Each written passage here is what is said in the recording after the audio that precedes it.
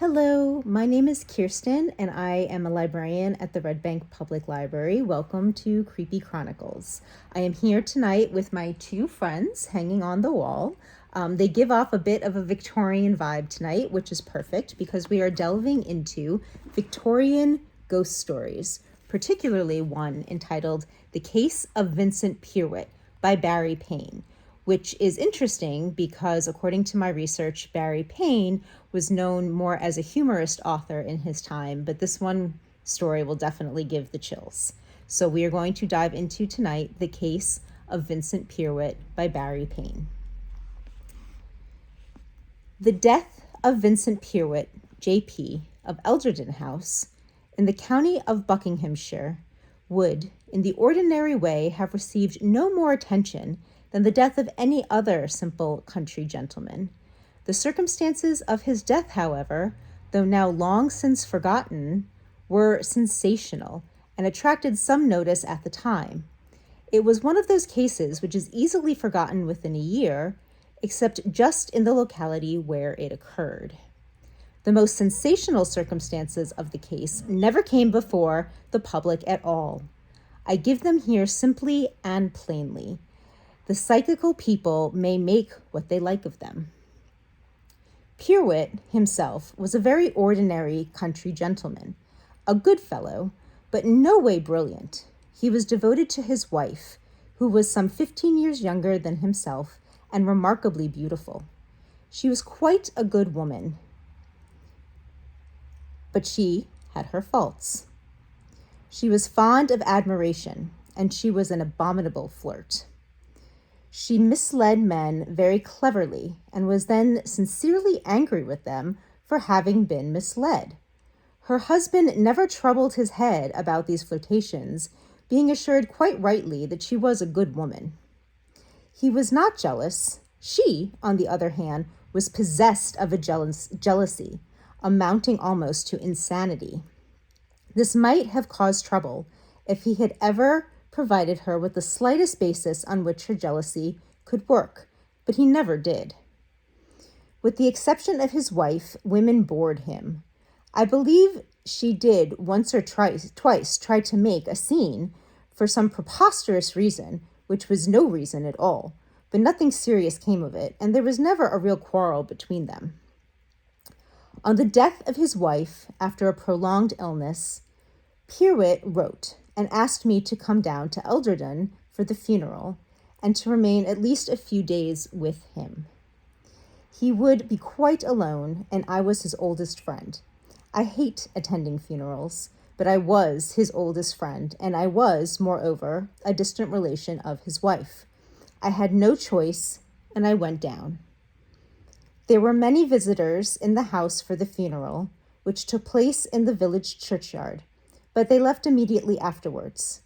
The air of heavy gloom, which had hung over the house, seemed to lift a little. The servants are always emotional, continued to break down the intervals, noticeably Pyrwhit's man Williams, but Pyrwhit himself was self-possessed. He spoke of his wife with great affection and regret, but still he could speak of her and not unsteadily. At dinner, he also spoke of one or two other subjects, of politics and of his duties as a magistrate, and of course he made the requisite fuss about his gratitude to me for coming down to Eldredon at that time. After dinner, we sat in the library, a room well and expensively furnished, but without the least attempt at taste. There were a few oil paintings on the walls, a presentation portrait of himself, and a landscape or two, all more or less bad, as far as I remember. He had eaten next to nothing at dinner, but he had drunk a good deal. The wine, however, did not seem to have the least effect upon him. I had got the conversation definitely off the subject of his wife when I made a blunder.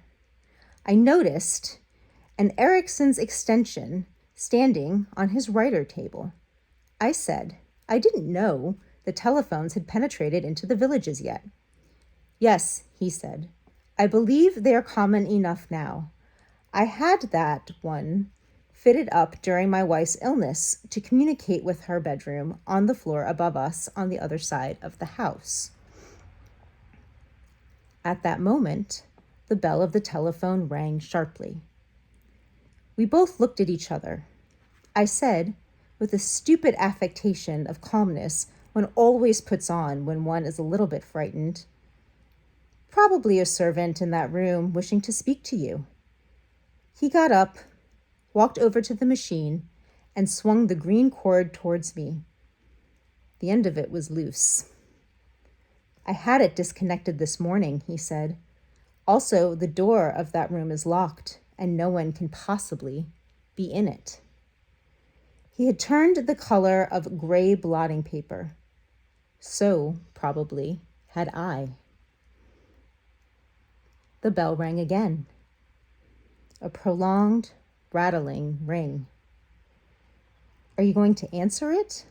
I said. "I am not," he answered firmly. "Then," I said, "I shall answer it myself. It is some stupid trick, a joke not in the best of taste, for which you will probably have to sack one of your domestics." "My servants," he answered, "would not have done that. Besides, don't you see it is impossible? The instrument is disconnected." The bell rang all the same. I shall try it. I picked up the receiver. "Are you there?" I called. The voice which answered was unmistakably the rather high staccato voice of Mrs. Pyrwhit. "I warn you," it said, "to tell my husband that he will be with me tomorrow." I still listened. Nothing more was said. I repeated, "Are you there?" And still there was no answer. I turned to Pyrwhit. "There is no one there," I said. "Possibly there is thunder in the air, affecting the bell in some mysterious way.